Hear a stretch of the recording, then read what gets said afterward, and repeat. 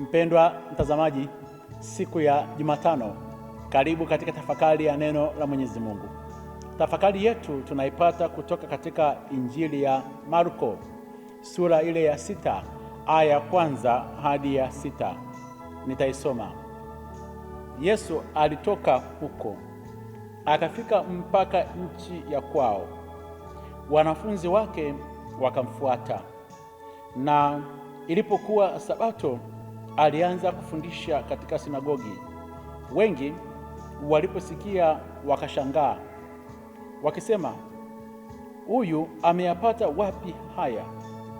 Na ni hekima gani hii aliyopewa huyu? Na ni nini miujiza hii mikubwa inayotendeka kwa mikono yake? Huyu si yule seremala, mwana wa Mariamu, na ndugu yao Yakobo na Yose na Yuda na Simoni? Na maumbu yake hawapo hapa petu? Wakajikwaa kwake. Yesu akawaambia, nabii hakosi heshima isipokuwa katika nchi yake mwenyewe na kwa jamaa zake na nyumbani mwake. Wala hawakuweza kufanya muujiza wowote huko, isipokuwa aliweka mikono yake juu ya wagonjwa wachache akawaponya. Akastaajabu kwa sababu ya kutoamini kwao. Neno la Bwana. Sifa kwako, Kristo. Mpendwa mtazamaji, tunamwona Yesu Kristo ambaye anakwenda Nazareti. Nazareti lilikuwa ni eneo ambalo aliishi kwa muda mrefu akiwa mdogo. Kumbuka katika Injili ya Mathayo inazungumza kwamba Yesu Kristo walipotoka Misri, wakati huo Herode alipotaka kuweza kumuua, walikwenda moja kwa moja kwenda kuishi Nazareti. Kwa hiyo alikaa Nazareti kwa muda mrefu, na yeye alianza utume wake akiwa ana miaka 30. Kwa hiyo alikaa zaidi ya miaka 18 kule Nazareti. Na akiwa huko Nazareti, Yusufu alifariki Yesu akiwa bado mdogo. Akabakia kuwa mwaminifu katika kuendeleza kazi ile ya Yusufu ya useremala, ili mama yake mzazi na ndugu zake waweze kupata chakula. Na ndio maana watu wa Nazareti wakamtambua Yesu kuwa ni fundi seremala. Wakati wa Bwana ulipofika, yeye kuendeleza ile kazi ya ukombozi ambayo Mwenyezi Mungu alikuwa amemwitia, ilibidi aondoke Nazareti.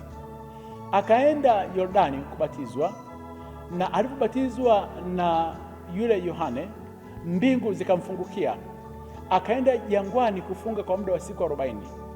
Aliporudi ndipo akaanza kuwaita wale wafuasi, wale walikuwa ni mitume, na miujiza ikaanza kutendeka. Habari zikafika Nazareti. Huyu fundi seremala anaponya, fundi seremala anafundisha, fundi seremala ni rabi. Akafika wakati sasa anarudi nyumbani, si tena fundi seremala, anarudi nyumbani kama rabi, na anarudi nyumbani akiwa na wanafunzi. Siku ya Sabato anakwenda moja kwa moja katika sinagogi.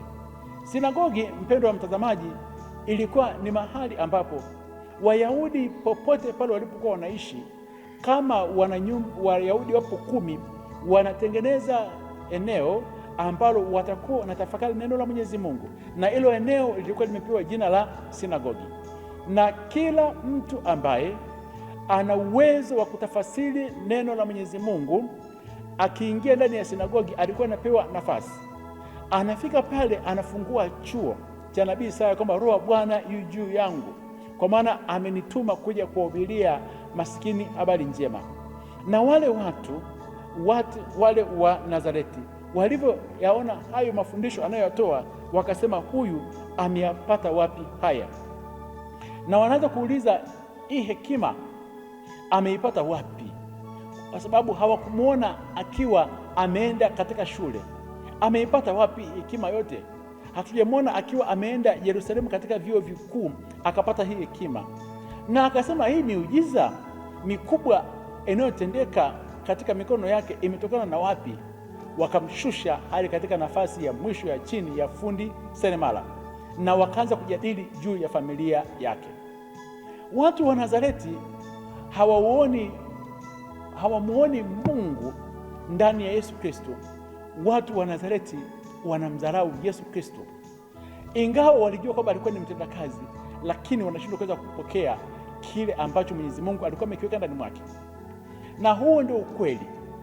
Katika maisha unaweza ukachukua nafasi ya Yesu, nafasi ya kudharauliwa na ndugu zako pale unaporudi nyumbani. Yaani, katika kipindi kile ambacho umeondoka, hawajui kwamba kuna kitu fulani kimetendeka kwako. Kuna mabadiliko fulani yametendeka kwako. Una ujumbe wa Mwenyezi Mungu, wanakuchukulia katika ile picha ya zamani.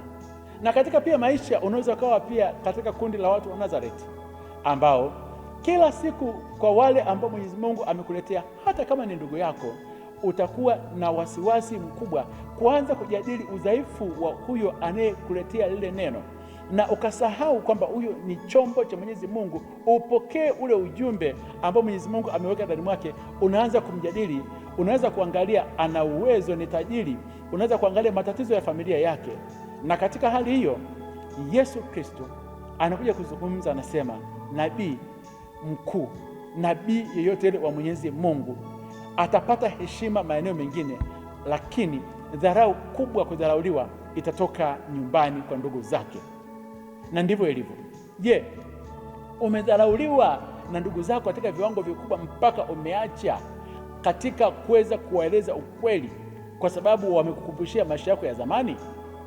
Je, umekuwa mtu wa Nazareti kuweza kuwapinga wale wote ambao wanakuja kuzungumzia ukweli katika neno la Mwenyezi Mungu?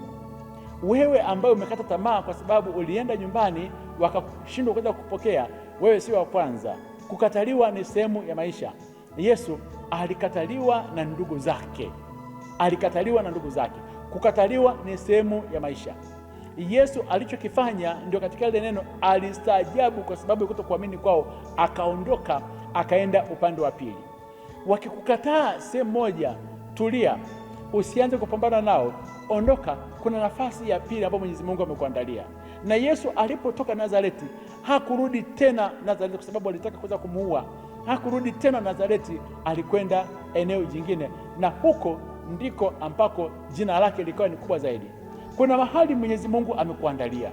Hata kama umekataliwa, kuna sehemu kubwa Mwenyezi Mungu amekuandalia, na huko Mwenyezi Mungu ataenda kulijenga jina lako, na huko utaenda kupata mambo ambayo ni makubwa zaidi, na kusudi la Mwenyezi Mungu litatimia kuliko kung'ang'ania katika eneo ambalo watu hawataki kuweza kupokea. Na wewe ambaye una roho ya watu wa Nazareti ya kupinga kila jambo la Mwenyezi Mungu, utashuhudia katika maisha yako miujiza haitatendeka. Angalia kilichotokea kwa Yesu. Anasema hakutenda miujiza mingi, hakufanya muujiza wowote ule huko, isipokuwa aliweka mikono yake kwa watu wachache na wagonjwa akawaponya. Ndio maana matatizo mengi yapo kwa watu wenye roho ya Nazareti kutopokea miujiza ya Bwana, na hata katika yakitokea magonjwa wanashindwa kuweza kupona kwa sababu wana roho ya kuwakataa watu. Usimkatae mjumbe wa Mwenyezi Mungu. Na wewe ambaye umekataliwa, usikate tamaa. Akubariki na kulinda Mungu Mwenyezi, Baba na Mwana na Roho Mtakatifu. Amina.